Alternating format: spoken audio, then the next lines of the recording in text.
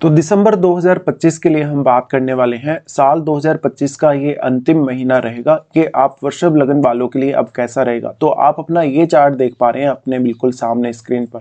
ये कुछ ऐसा ही आपका चार्ट बनेगा जब भी आप गोचरीय स्थितियों को अप्लाई करेंगे अपने लगन चार्ट में। यहाँ पे हम सबसे पहले गोचरीय स्थितियों पर विचार कर लेते हैं, उसके बाद देखेंगे जो गोचर का जो प्रभाव है वो आपको कैसा यहाँ मिलने वाला है। अगर हम गोचर की बात करें तो सूर्य के बारे में सबसे पहले चर्चा करते हैं। सूर्य 16 दिसंबर तक वृश्चिक राशि में गोचर कर रहे हैं और इसके बाद ये धनु में प्रवेश करेंगे। बुध का गोचर होगा 6 दिसंबर से वृश्चिक में और उसके बाद से 29 दिसंबर लगभग मंथ एंड में ये धनु में प्रवेश करेंगे। शुक्र वृश्चिक राशि में रहेंगे शुरुआत में, लेकिन बाद में 20 दिसंबर से इनका गोचर भी धनु राशि में होगा। मंगल वृश्चिक राशि में आपको दिखेंगे शुरुआत में इस मंथ में, लेकिन 7 दिसंबर से इनका प्रवेश धनु राशि में हो जाएगा। बृहस्पति 5 दिसंबर से मिथुन राशि में प्रवेश करेंगे और अभी बृहस्पति रेट्रो कंडीशन में है ऑलरेडी। शनि अब क्योंकि पिछले महीने मार्गी हो चुके हैं तो शनि आपको मीन में सामान्य स्थिति में देखने को मिलेंगे। चंद्रमा की बात करें तो चंद्रमा 1 दिसंबर को मेष राशि में गोचर करते हुए दिखेंगे। इसके अलावा अगर देखा जाए राहु और केतु को, तो राहु कुंभ राशि में गोचर करने वाले हैं, साथ ही केतु सिंह राशि में अब रहने वाले इस मंथ में। तो इसके बाद अब देख लेते हैं गोचर का जो प्रभाव है वो आपको कैसा मिल सकता है। सबसे पहले लग्नेश के बारे में चर्चा करेंगे। लग्नेश आपके प्रथम भाव के स्वामी शुक्र, जो कि आपके 6th लॉर्ड भी हैं, आपके चार्ट में गोचर कर रहे हैं सप्तम में। और सप्तम में जो इनका गोचर है लगभग 20 दिसंबर तक है। 20 दिसंबर के बाद ये फिर आपके अष्टम में भी प्रवेश कर जाएंगे। तो 20 दिसंबर तक आपका कोई नया रिलेशनशिप बनना या आपका मैरिज वगैरह होना, इंगेजमेंट वगैरह होने के चांसेस काफ़ी ज़्यादा है।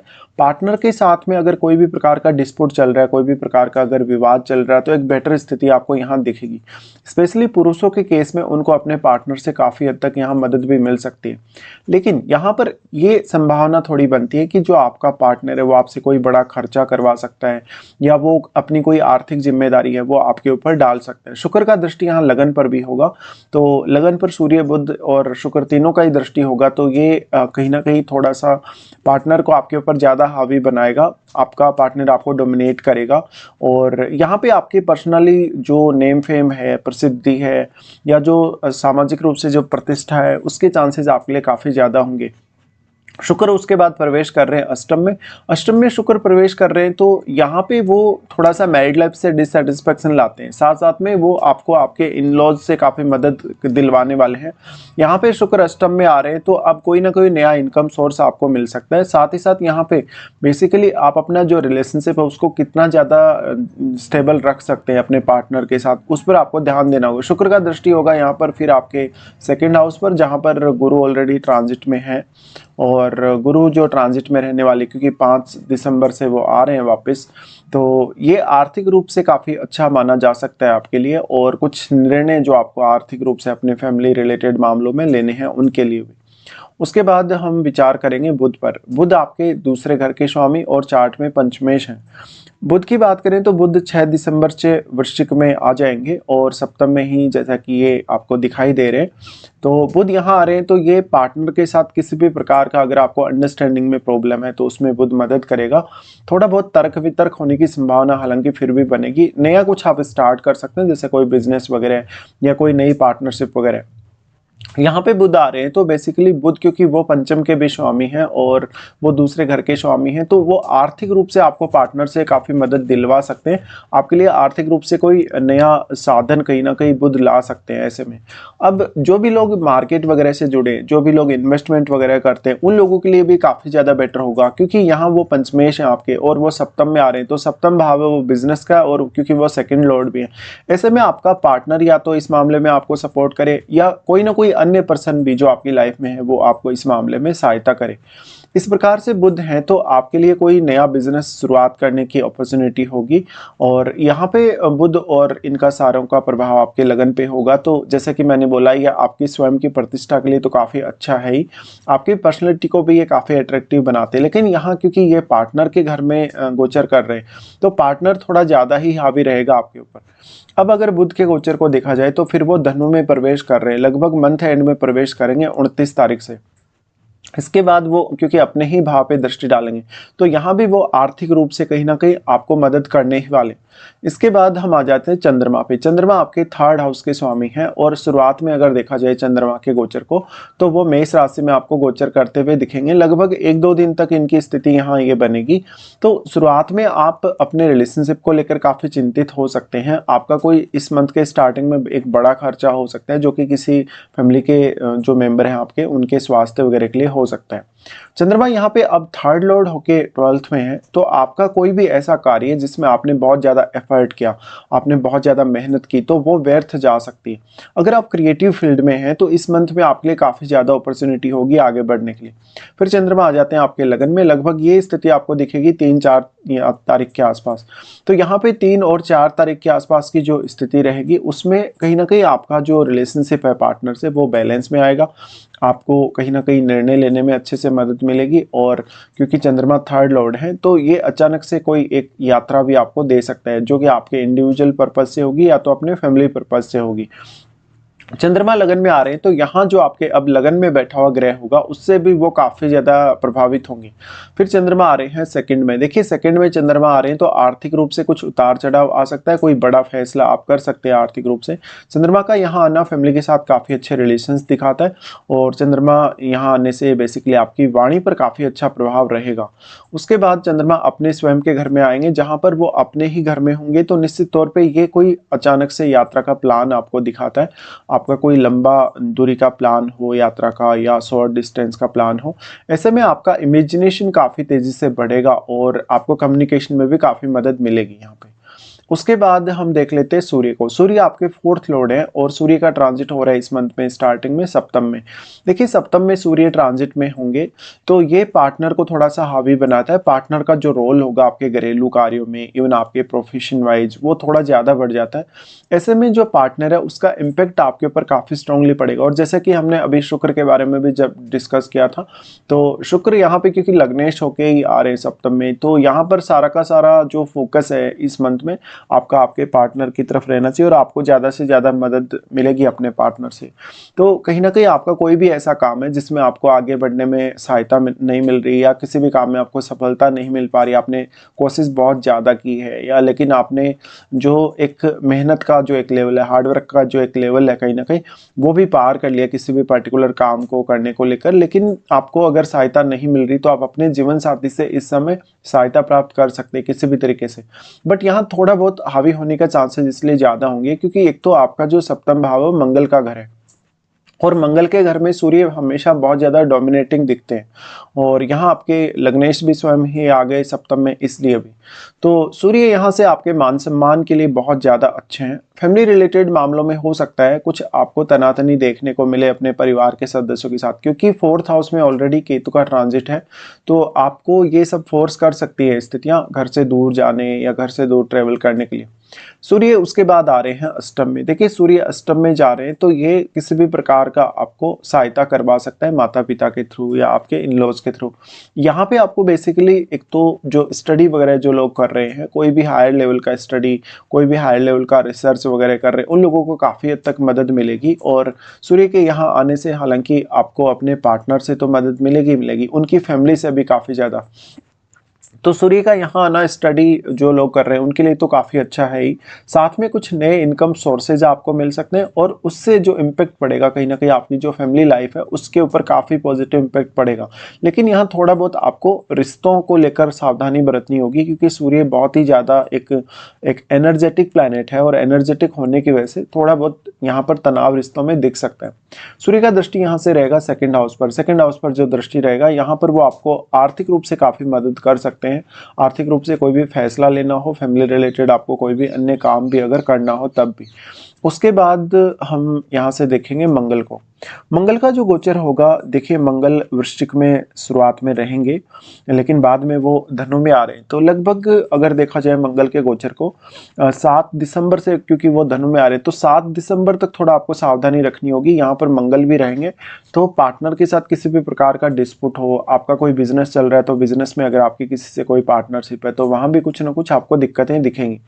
उसके बाद मंगल आ रहे हैं आपके यहाँ पे वो अष्टम में, बट ज़्यादातर मंथ में क्योंकि ये यहाँ रहने वाले हैं मंगल, तो इनका ज़्यादातर जो प्रभाव होगा इधर अष्टम से ही होगा, और अष्टम से ये आपको काफ़ी गेन करवाने वाले हैं।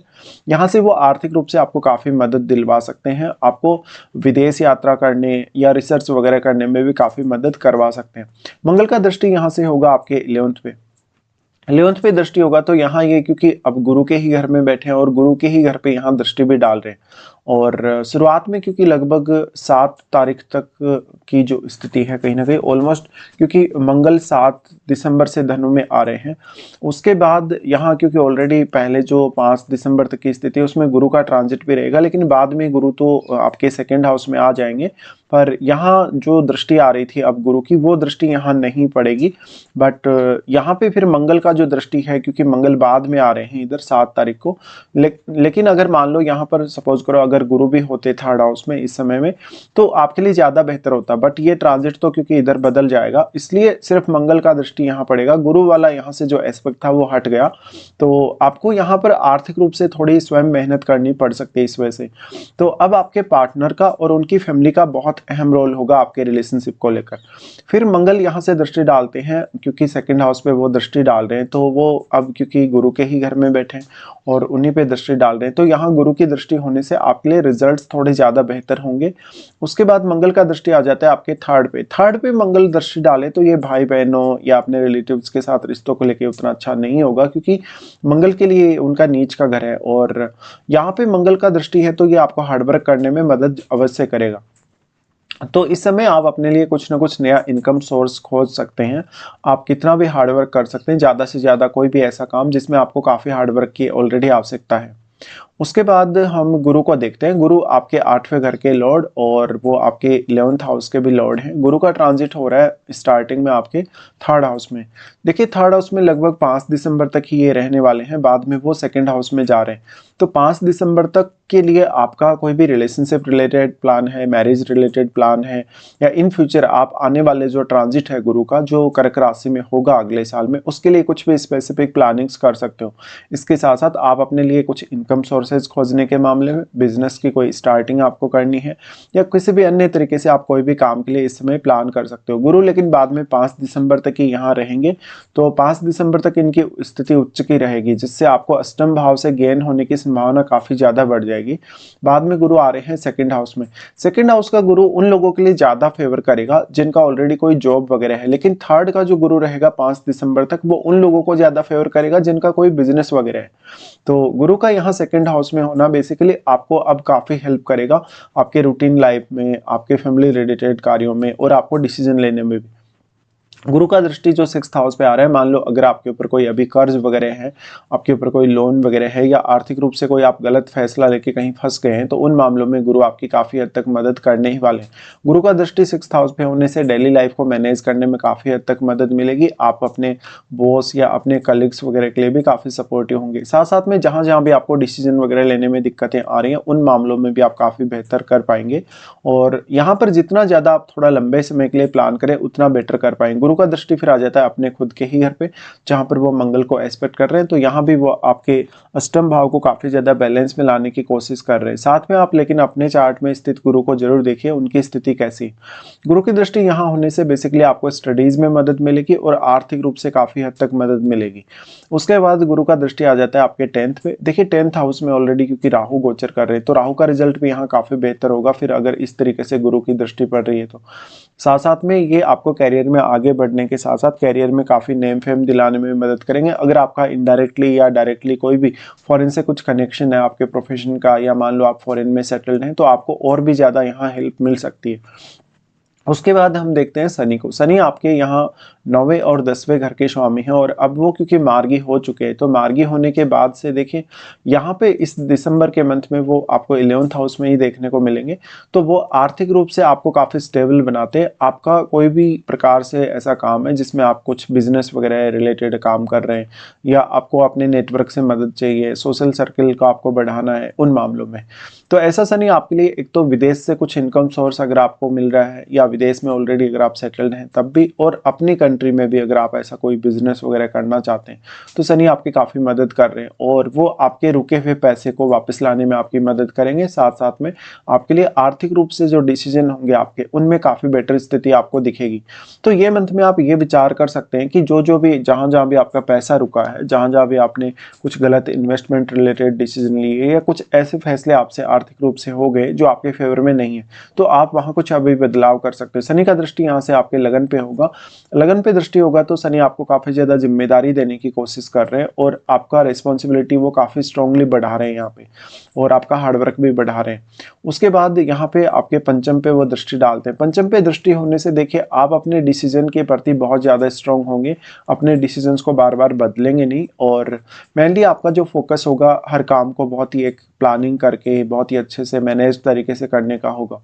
इसके साथ ही फिर अगर देखा जाएगा तो शनि का दृष्टि आ जाता है आपके अष्टम पे, जहाँ पर वो आपको काफ़ी हार्डवर्क करने में मदद कर रहे हैं। वैसे यहाँ मंगल भी रहेंगे और बाद में यहाँ सूर्य भी आ रहे हैं, तो ये दो ही ग्रह आपको काफ़ी हद तक यहाँ मदद कर देंगे ऑलरेडी। लेकिन शनि यहाँ रिजल्ट्स को स्टेबल करने के मामले में काफ़ी अच्छी स्थिति में अपना दृष्टि डाल रहे हैं।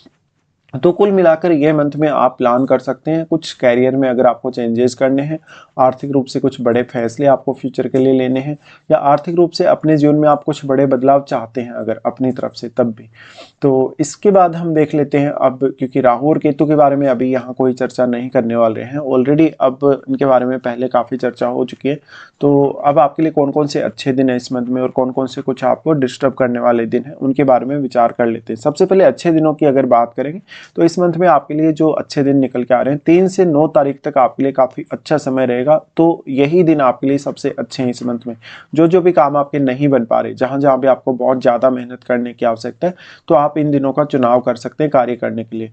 इसके बाद देखेंगे कौन कौन से आपके लिए कुछ खराब दिन है, जहाँ पर चंद्रमा सबसे पहले तुला राशि में गोचर करेंगे तो 14 से 16 तक ऐसी स्थिति का निर्माण होगा जहाँ पर आपके लिए ये दिन फेवरेबल नहीं है। किसी के साथ भी आर्थिक रूप से कोई लेन देन करते समय काफ़ी सावधानी बरतें। आपका किसी से कोई डिस्प्यूट चल रहा है, कोई विवाद वगैरह चल रहा है, तो भी आपको सावधानी बरतनी होगी। चंद्रमा का गोचर जब धनु में होगा तो 19 से 21 तक आपके ऊपर स्ट्रेस बहुत ज़्यादा रहेगा, जिम्मेदारी आपकी बहुत ज़्यादा रहेगी। आर्थिक रूप से कोई बड़ा फैसला लेना या आर्थिक रूप से कोई बहुत बड़ा बदलाव आपकी लाइफ में इस समय आ सकता है। चंद्रमा का गोचर जब मेष राशि में होगा तो 1 और 2 को ऐसी स्थिति बनेगी, यहाँ पे आपको काफ़ी ज़्यादा कहीं ना कहीं प्रॉब्लम हो सकती है, मेनली अपने खर्चों को लेके और अपने कुछ डिसीजंस को लेके। यहाँ पे आप थोड़ा जल्दबाजी भी कर सकते हैं किसी डिसीजन को लेने के लिए, तो यहाँ भी आपको विशेष तौर पे सतर्कता बरतनी होगी।